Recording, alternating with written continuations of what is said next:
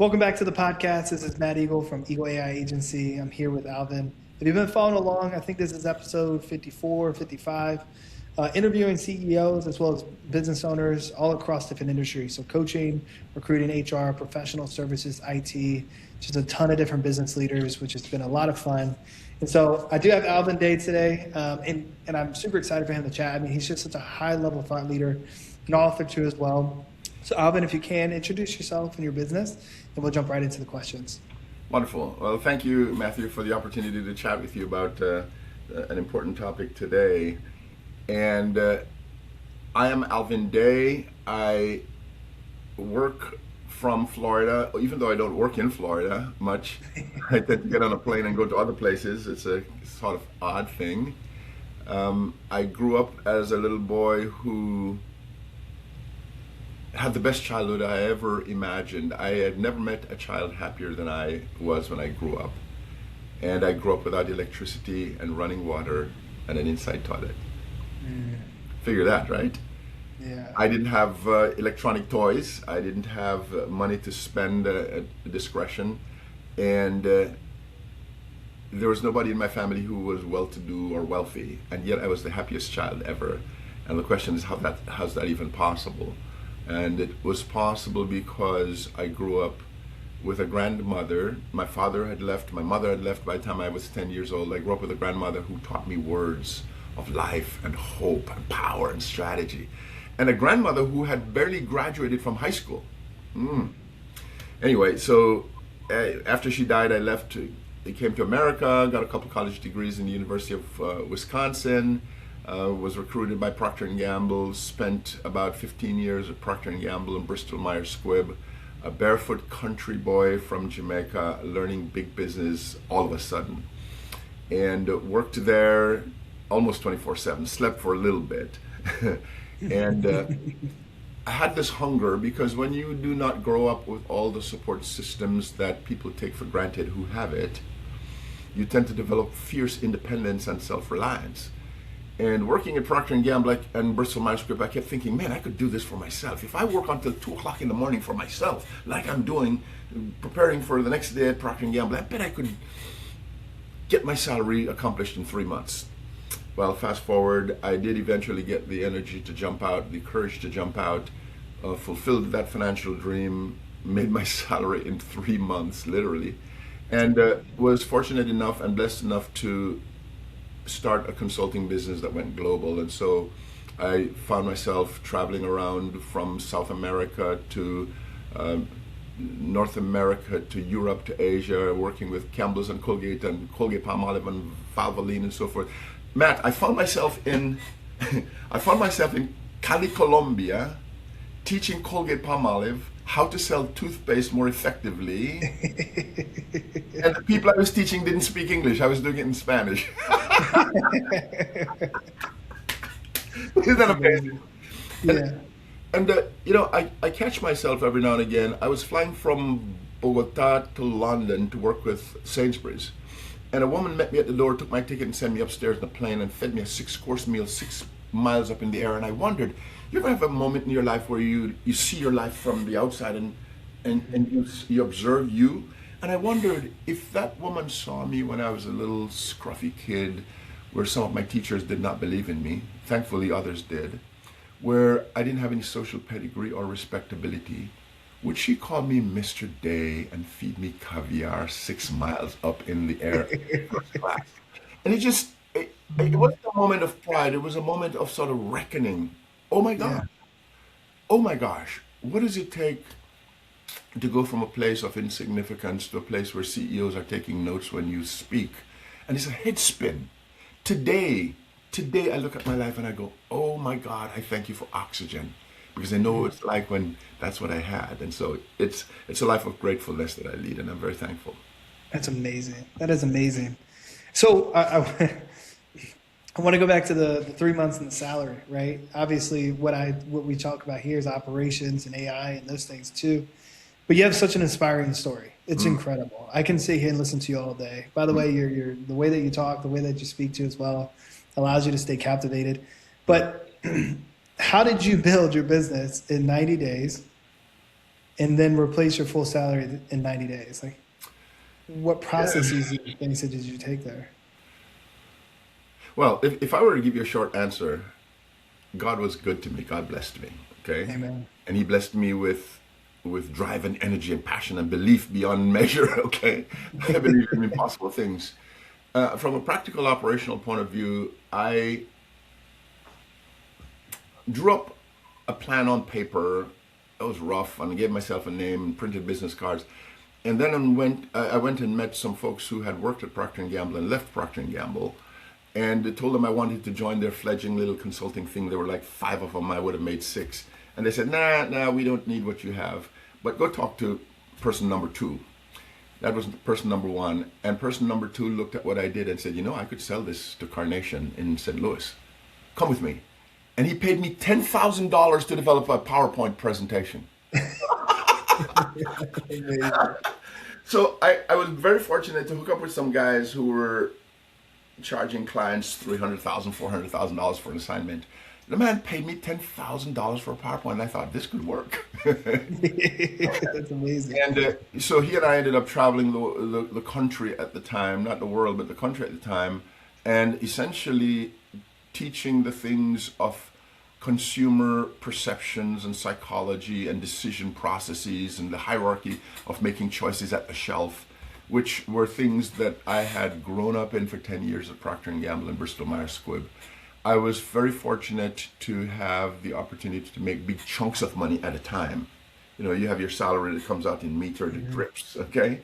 And found myself with checks for big numbers sitting in my valise, my wallet, my pocket for weeks, and I'm thinking to myself, I better go cash these checks, because if I lose them, I don't even know how. I can't remember what they are. And so it was just a blessing, but then it was also this energy where this little boy with a funny accent was standing in front of a Caucasian audience talking about the principles of life and what it takes to grab people's attention and get them to choose your brand. And Yeah. I guess people were just fascinated with that. And the funny thing is, it worked. The stuff I was teaching them was making them multiplied millions of dollars and getting people promoted. And that continues to today. So I can't take credit for anything, because I know starting a business can be a struggle for most people. But when you have passion, man, all kinds of possibilities happen. That's amazing. And how are you seeing business evolve? Obviously, you've been in business for a very long time. How have you seen business evolve in the last 20 years, especially kind of leading up into the 2020 to 2026? What kind of strategies should people be taking, as a business owner if they're starting now? Or how has it changed from referral networking to kind of what we're doing today? Yeah, interesting question. So my head is spinning with all kinds of possibilities, but here's where it's landing. There are lots of distractions in business today. Lots of fancy toys and tools and shiny objects, as we say in our business, right? I like to think about it as the lady in the red dress. You get married to a woman, and everywhere you go, there's this perfumed woman in a red dress that's trying to allure you away. I think that with the advance of technology and business processes, there are significant distractions for somebody who says, I'm going to start a business. Oh, I could do this, I could do that, I could do that. Oh my goodness, I could use AI for this, and I could go over here and I could get the government to pay me for contracts and more. It's not as if, it's not as if there were more distractions. Maybe there are because of the advance of technology. But because of the communication devices we have, we become much more aware of other things we could be doing. There was a time when you'd say, look, I'm going to start up a lawn mowing business, and you just focus on lawn mowing. But while you're doing your lawn mowing, your head is plugged into this world of the internet telling you other things, and you're going, man, I could do better than lawn mowing. Meanwhile, people are doing just fine, focused on one thing. And so I think what has changed is the obvious, the addition of more tools and techniques and technologies. But what has changed is we become a lot more fickle and a lot more tempted to multitask and do a lot of things at the same time. In the meantime, business has not changed. This is the wonderful thing. Business is basic. It is finding a need and figuring out a way to supply the need. It's looking for something that has demand and being the one who provides high quality consistently. It is relationships that cause people to trust you, to say, I want you to do this work. It has not changed at all. And we have to be very cautious about not being distracted by the lady in the red dress.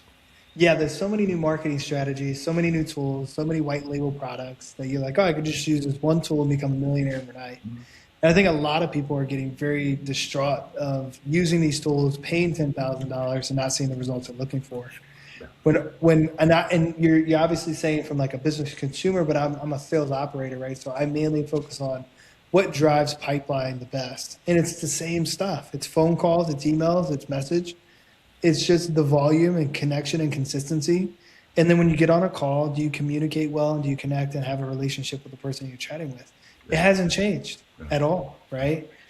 It's just now that when you're a smaller business, you don't have to necessarily be a part of every single part of that business anymore, right? And you can scale without having to put down $100,000 of an acquisition to do it. You can start with an organic, just connecting, relating, messaging, and putting it out there, which I love that you said that. I think a lot of people think you have to have a fancy tool to win today. I think the best way to say it is that they're saying, if I don't have the same tool, I'm not going to have the same success, which is just not true whatsoever, right? Yeah. And it kind of leads us into that AI conversation. And obviously you have a phenomenal perspective inside of it, but how should people be viewing AI, right? Now that we've this is phenomenal. Now that we cemented the fact that business hasn't changed, right? People haven't changed, connection hasn't changed. How should people be approaching AI coming into 2026, especially with AGI dropping last week? Yes, how should we approach the AI world? Well, first of all, we can't hide our heads in the sand. We may like it, we may not like it, but it is here. It is here. Yeah. And the fact that it's here means it's going to affect the world and it's going to affect us. And the last numbers I heard indicated that somewhere like 85% of the people, and some think in the 90s, have not really done anything with AI, hardly touched it. 98%. Those who have, they use it like Google. May I tell you a story about how AI has affected me? There's only been one other time in my life where I've ever seen anything like that. And I'm a little over 40 years old, okay? I've been that for a while.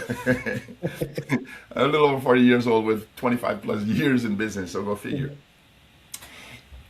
So I say that because you might think I'm dating myself here. In 1985, I went to my boss at Procter & Gamble and said, that new PC thing that they've put in that office that you never go to, do you mind if I look at it tonight when everybody's gone home? He said, sure.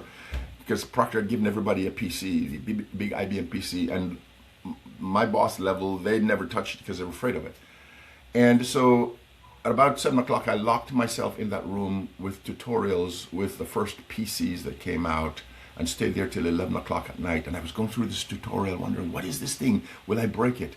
And about 11 o'clock at night, I screamed out like a Pentecostal Christian speaking in tongues. I went, oh my God, oh my gosh, jeez, this is amazing. It became clear to me that with all of its mystery, this little box was just an automation of my thoughts.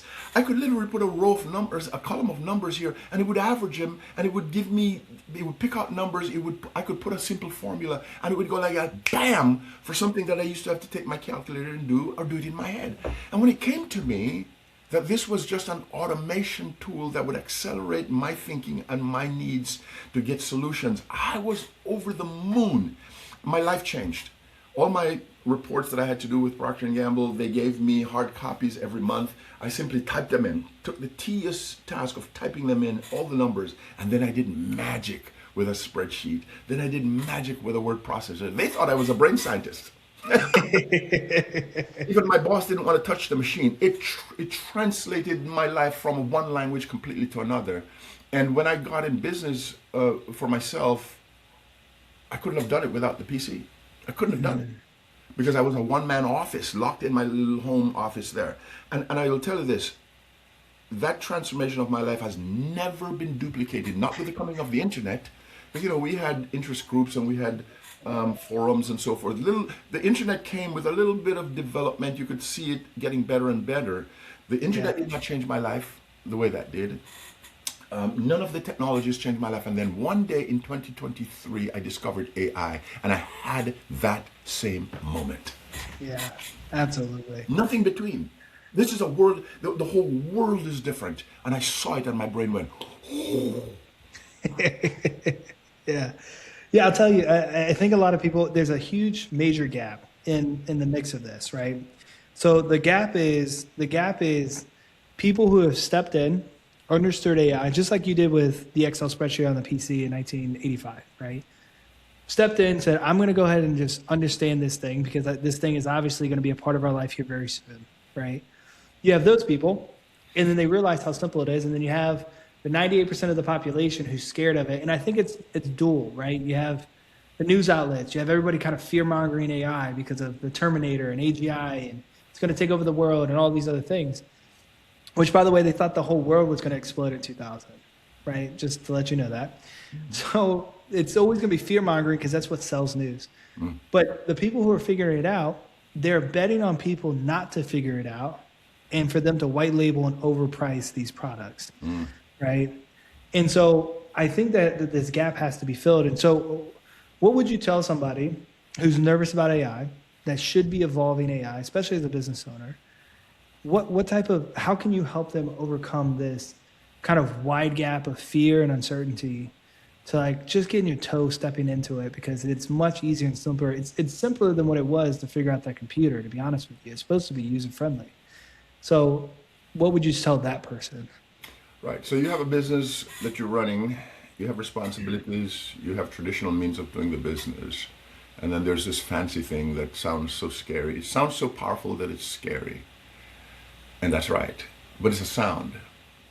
You certainly could go hire some AI experts and have them develop AI agents for you and start automating parts of your business, but that's not the right way. Here's the right way.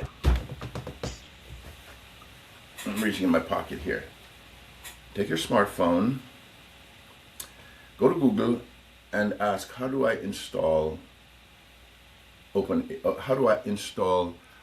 Gemini? How do I install free version? That's all you need to know. Okay. That's all you need, yeah. How do I install ChatGPT? Pick one. And it'll give you simple steps. You download something, and it'll give you a little box that says, type anything you want in here, ask any question. Now, this is really, really important. And you get this little box like you have in Google, and you type in, what is the capital of Brazil? And then you type in, what is your opinion on the war in Iran? And just type something in it and observe the answers. And with your critical thinking skills leading a business, just ask it a related question and ask it another related question. Simple, free interface. Because if you don't get it in your blood that this is a very simple connection between me and an automation system, then you could go hire people and you still would not be behind the strategy. You have to understand what this thing is capable of by very simply interacting with it and go, oh my gosh, if I was born on April 29, 1962, what is my age? And it'll go and give you your age. Oh, okay, so it can do those things. Okay, right. And then say, I'm going to submit a photograph of myself. That may be sophisticated. Here, draw a picture of me or whatever, and ask it to draw a picture of an old lady going to market. When you begin to see the little differences of things it can do, and your brain begins to go, oh, okay, my phone did not blow up. Right? It is a short distance from there to dive in and start asking philosophical questions and strategic questions. There it is. Yeah. If you don't feel it, you can't leverage it. That's where it starts. That's all AI is leverage. That's all it is. Yeah. That's all it is.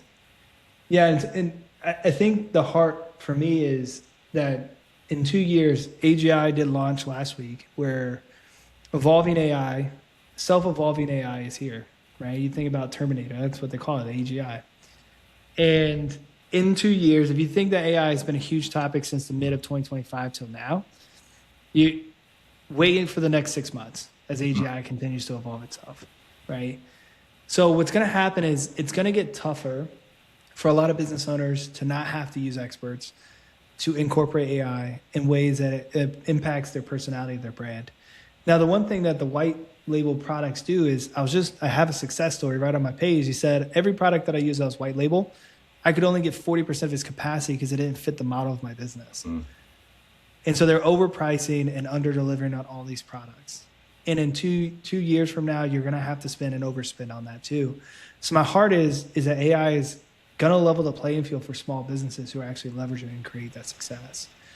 So we address like how to overcome the fear, but for the mindset of fear. So fear itself is a little bit deeper, right? It's a psychological thing. I think you were talking about last time. This is a psychological issue. This is not an issue of using a tool. It's a psychological, it's a deeper issue, right? And I think we referenced your book too as well, but like, what would you tell somebody who just says, nope, AI is not it. I'm not going to do it.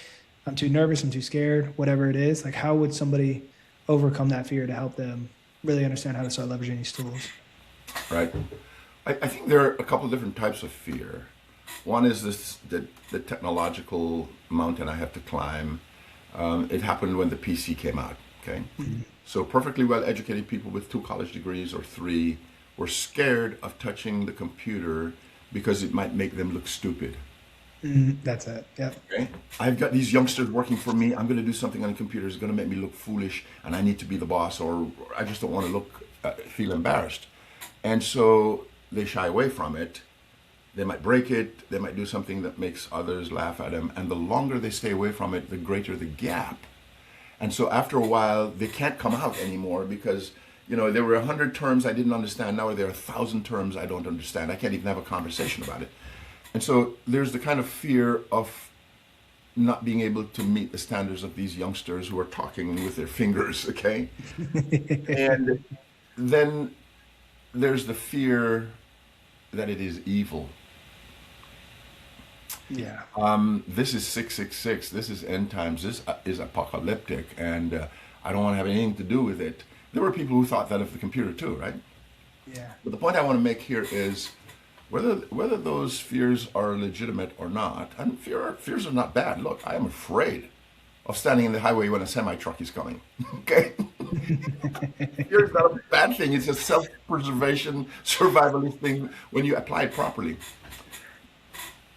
But the point I want to make again is that if you are afraid of it, whether it be for moralistic reasons or for technological reasons, you need to realize that it is a thing that is amoral. It is amoral. It does not know morals. It is simply an automation set of algorithms and so forth that does what it's told to do, and it can take it to another level beyond what the people who made it intended. Clearly, there's something in there that we don't understand, but it is amoral. The computer has been the single greatest source of improvement in logistics and communication and entertainment and just all kinds of wonderful things, but it's also been the single greatest source of the spread of pornography and underground crime that mankind has ever seen. Yeah. So now, is it evil because it does crime and pornography, or is it good because it does communication? It's neither. It's amoral. And the same is true for AI. The evaluation of AI is a function of the intention of the people who use it. That's all. Yeah. It's not evil. It's not good. Those things don't belong in the description. So if you're afraid of it, it's because of things in your head. It's a psychology. It's a perception. And you can either stay away from it completely, or you can go to the good side, counterbalancing the bad side, because people are going to use it for evil. And people are going to use it for good. And you have to come to that reconciling to say, look, what am I doing? Am I going to hide my face in the sand when something here can be used for good? The more people who use it for good, the better it is, because it's counterbalancing the people who are going to use it for all kinds of bad things. Absolutely. Absolutely. So we're closing in on the 25 to 30 minute range. So for anybody who's like stepping out of their comfort zone, and this is kind of the question I typically ask at the end of most of the podcasts, what are some recommendations you would give to them? First steps, next steps? Yeah. How would they know to leverage this and helping people get over their fears? Or just honestly, I think it's ego, Alvin. I'll be honest with you. Like you just said, like ego is attachments, fears, and desires, right? Yeah. And I think part of the AI thing is a fear, but I also think it's attached to not changing, right? So for you, what would you recommend to people who are just against change or have to come to the realization that this is something that has to change because it's coming up so quickly and moving so far? Like, In 2000 to 2010, the computer didn't change that much. Right. Maybe you had a laptop, right? But from 2026 to 2028, AI is not going to look the same. Yeah.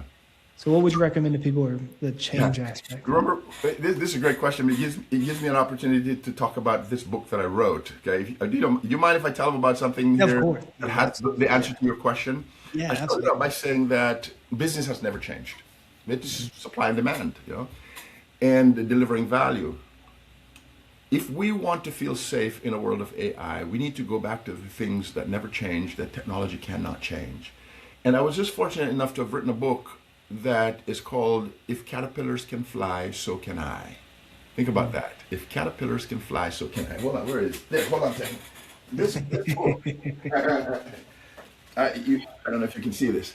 Yes. Yeah, this book has in it some principles that when you get them in your head, you cannot stay in the same place. And I do not speak with just the pride of authorship. I speak because of what people have told me, of what I've seen happen in people's lives, of what's happened in me. We have to return to the set of principles that took us to where we are today, to take us to the other place because they don't change, and use AI within the context of these things.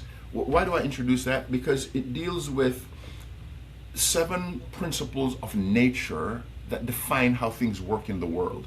This book that talks about the transformation from caterpillar to butterfly, from aspiring business person to highly successful mogul, includes things like the law of vision, which says what you see is what you get, and if you cannot see it, you cannot have it.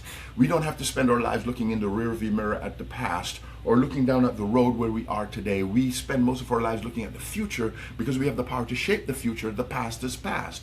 The present is moving so fast we can't control it.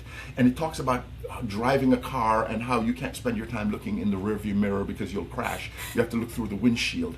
Very simple examples of nature. So there's the law of vision. When you get that in your head, it takes away the fears of the present and the memories of the past that are bad.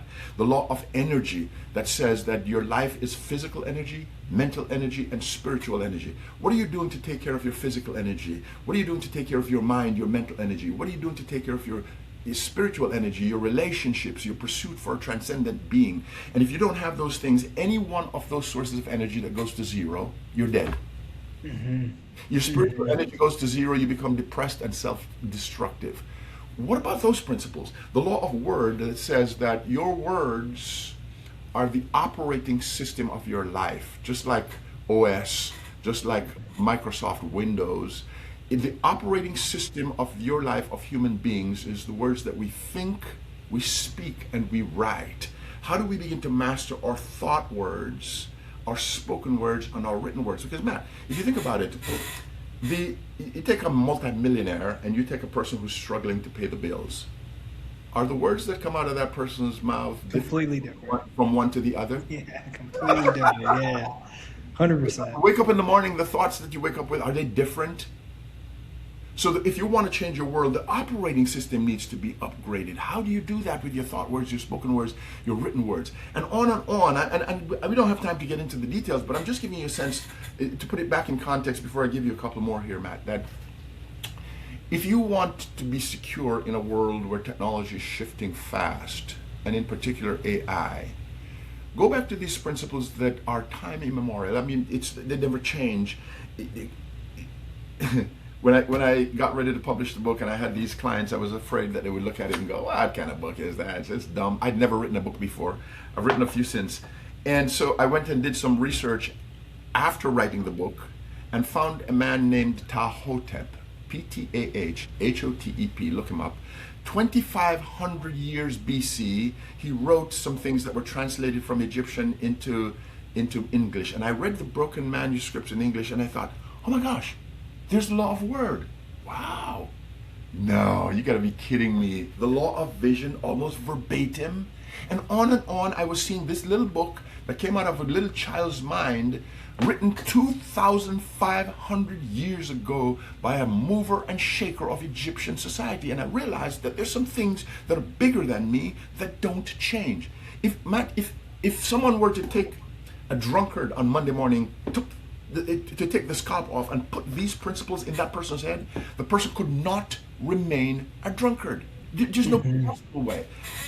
Again, I'm not bragging about this book. I'm bragging about the idea that there are some things about life and nature and how systems work and how people work that never change with or without AI. It's the law of vision, the law of word, the law of energy, the law of good and evil. Oh my goodness. The law of good and evil has to do with adversity and how you deal with pain and pressure and problem in your life.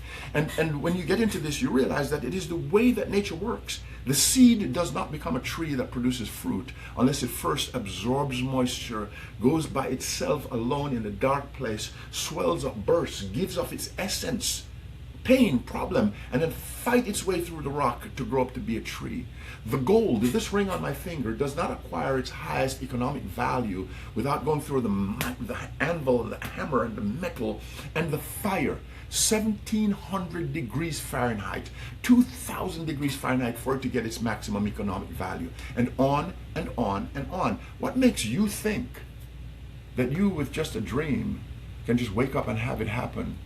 Being a member of the nature around you, a part of nature, without nature putting you through that fire, putting you through that refining process. You want to be a mountain climber, you're going to skin your knees, you're going to scratch your fingers, you're going to get dirty in order for you to get to the top of the clouds and look down and go, oh, what a chance. This book will shift, it will disturb your belly. And it's not so much about selling the book, although I hope people will buy the book. It's about seeking out books and thoughts and things from people who have been there before, who know these principles and can share them with you so that you become rich. And when you get to AI, you have a vision for what it can do for you. You're speaking the right words, not of fear, but of hope.